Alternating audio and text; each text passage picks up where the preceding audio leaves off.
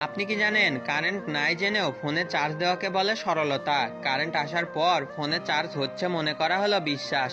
3 ঘন্টা পর এসে দেখলাম ভুলে সুইচ দেইনি, এটা হলো বোকামি। যা হয়েছে বাদ দিয়ে আবার সুইচ দেওয়াকে বলে ক্ষমা।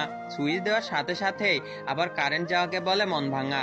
কারেন্ট আবার আসতে দেরি হবে ভেবে ফোন সাথে নিয়ে বাইরে যাওয়া হলো কনফিডেন্ট। 3 ঘন্টা পর বাসায় এসে শুনলেন বেরিয়ে যাওয়ার পরপরই কারেন্ট এসেছে। এটা হলো কাটা ঘায়ে নুনের ছিটা। আবার তাড়াঘড়ি করে চার্জে লাগানোর সাথেই কারেন্ট যাওয়াকে বলে ছ্যাঁকা। কারেন্ট আসতে পারে ভেবে 3 ঘন্টা বাসায় বসে থাকা হলো অপেক্ষা। 3 ঘন্টা অপেক্ষা করে নিজের ওপর বিরক্ত হয়ে মন খারাপ করাকে বলে ডিপ্রেশন। মোড়ে কারেন্ট আছে, ওখানে চার্জ দেওয়া যাবে ভেবে বাসায় থেকে বেরিয়ে যাওয়া হলো বিকল্প ব্যবস্থা। মরে যাওয়ার অর্ধেক রাস্তায় গিয়ে বুঝলেন কারেন্ট আসছে, একে বলে প্রাক্তন ফিরে আসা। বাসায় যাবেন কিনা মরে যাবেন, এটা চিন্তা করা হলো কনফিউশন। এরপর যখন কারেন্ট আসার পর ফোনের চার্জ হয়ে যায়, তখন আপনারা আমার ইউটিউবের নতুন ভিডিও না দেখে থাকলে ভাববো আপনারা কিপটা।